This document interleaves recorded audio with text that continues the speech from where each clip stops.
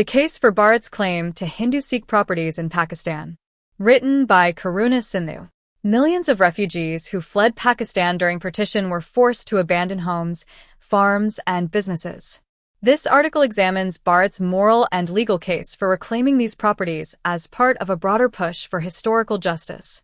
As calls to reclaim Pakistan-occupied Kashmir, Pak, gain political and public momentum, Bharat must also reckon with another long-festering wound from 1947, the unresolved question of compensation for property abandoned by Hindu and Sikh refugees during partition, many of whom fled with little more than the clothes on their backs. The partition of Bharat was not merely a redrawing of borders. It unleashed one of the most brutal mass migrations in human history, overwhelmingly targeting Hindus and Sikhs stranded in the newly formed Islamic State of Pakistan. Over 10 million people were uprooted, but the migration was far from symmetrical.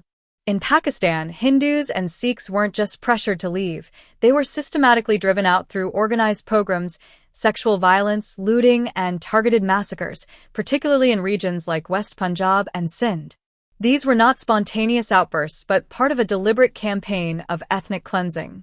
Landowners, traders, priests, and teachers, entire communities, were wiped out or forced into exile. At the time of partition, roughly 25 million non-Muslims lived in Pakistan. Today, only a small, marginalized, and often terrorized fraction remains. These refugees left behind vast tracts of ancestral property, homes, shops, farms, and estates.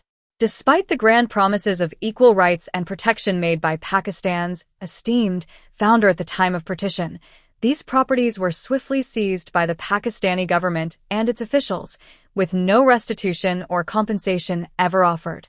Much of the land was appropriated by the state or handed over to Islamist organizations and influential elites, including those complicit in the anti-Hindu violence.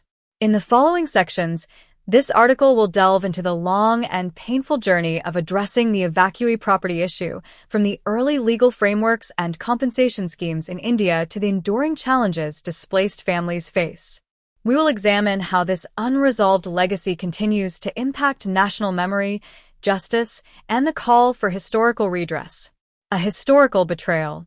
At the time of Bharat's partition in 1947, leaders on both sides gave solemn assurances that non-Muslim minorities would be protected and treated as equal citizens.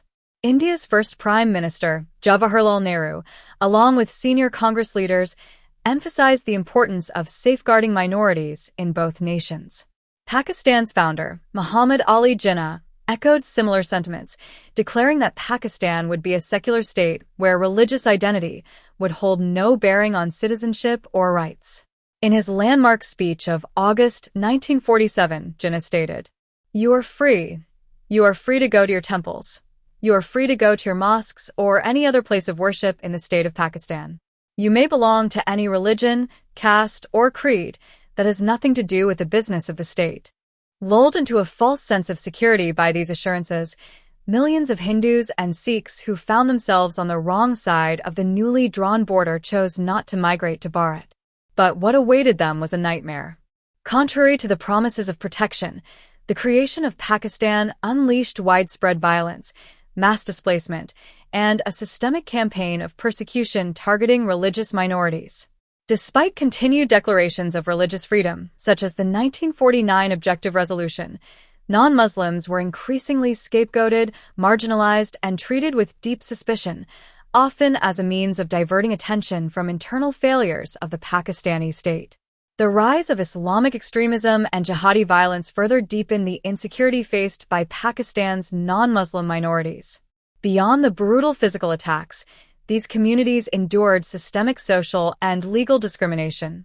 Their homes, lands, and livelihoods were looted or seized, leaving them stripped of safety, dignity, and economic security.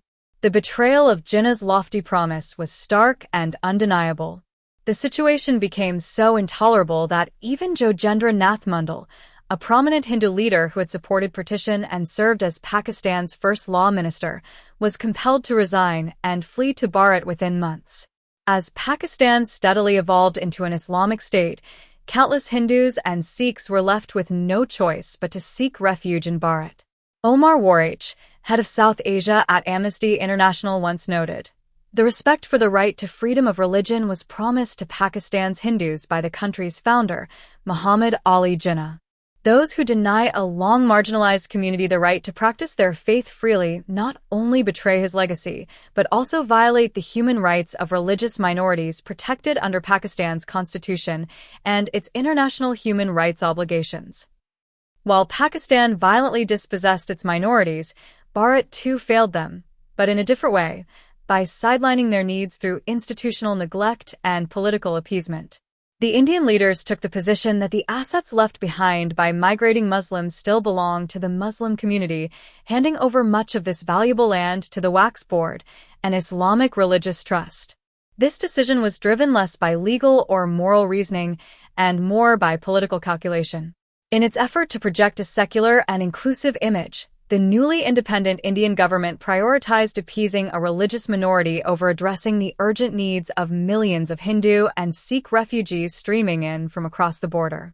Nowhere was this misplaced prioritization more painfully evident than in the episode involving Delhi's Jama Masjid. Refugees who had taken shelter in the mosque complex, many with nowhere else to go, were ordered to vacate the premises.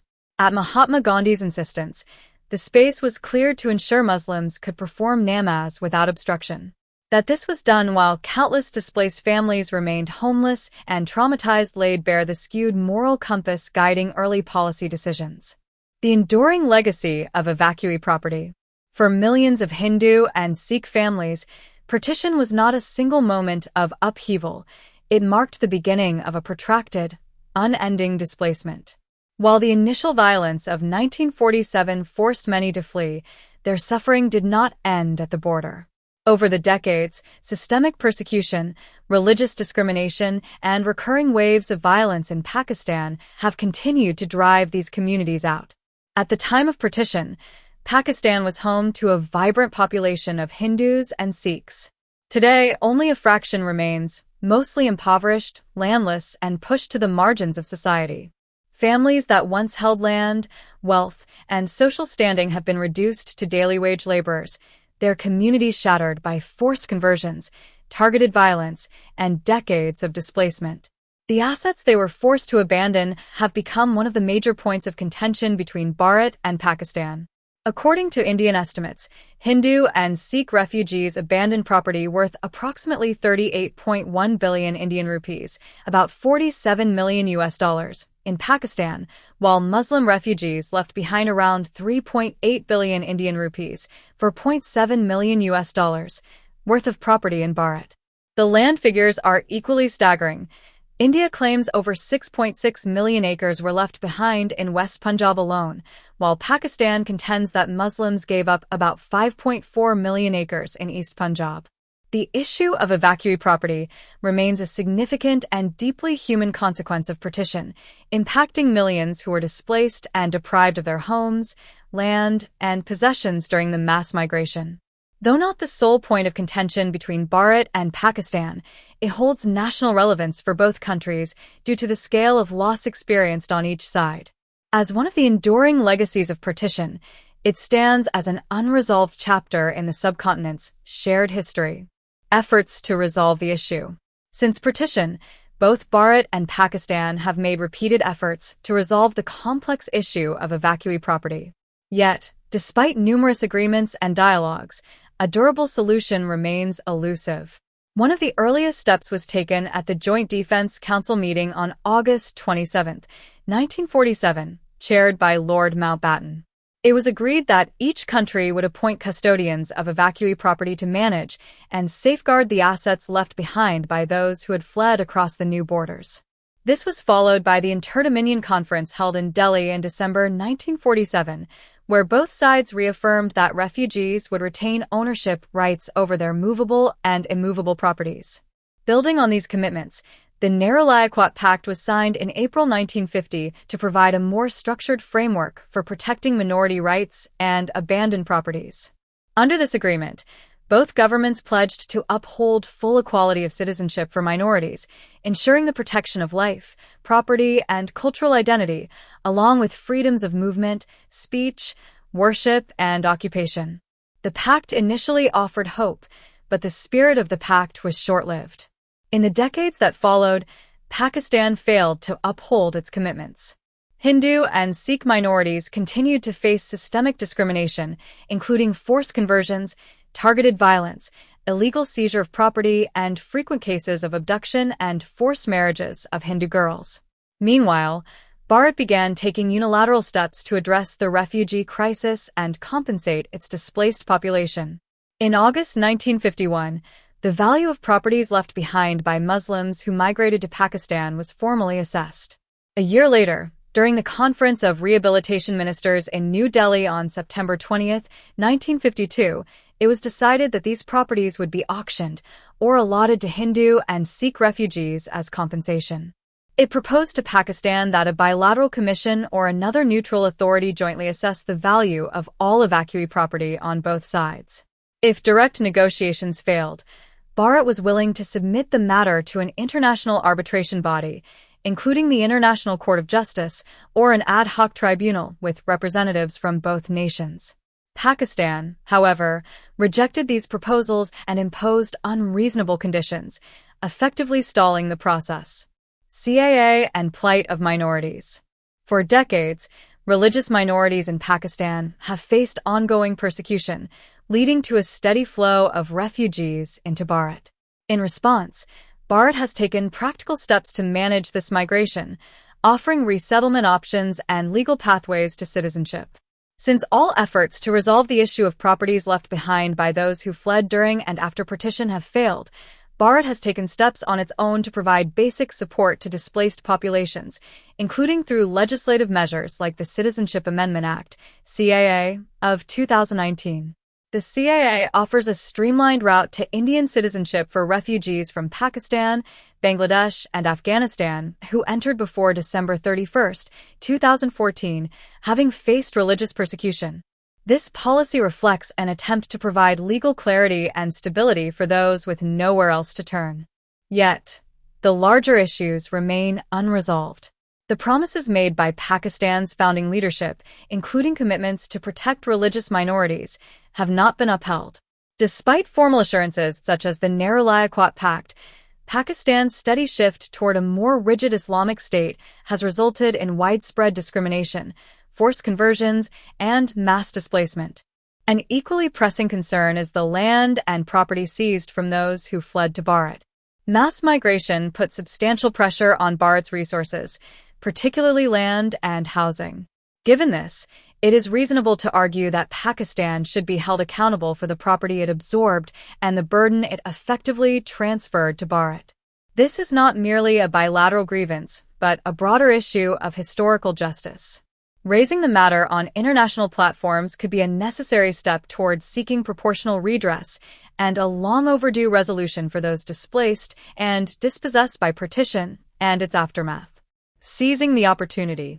As tensions between Bharat and Pakistan escalate, following the Pahalgam terror attack on April 22, 2025, and the subsequent military response under Operation Sindoor, the Indus Waters Treaty is under renewed scrutiny, and calls to reclaim Pakistan-occupied Kashmir, Pak, are gaining momentum. In this charged geopolitical moment, Bharat has a critical opportunity to raise the issue of historical injustices and the plight of displaced populations on the global stage. This is a chance to assert its claims, garner international support, and bring long-standing disputes into sharper focus. By doing so, Bharat can work toward a more comprehensive resolution that delivers long-overdue justice to those displaced by partition and its aftermath. Conclusion.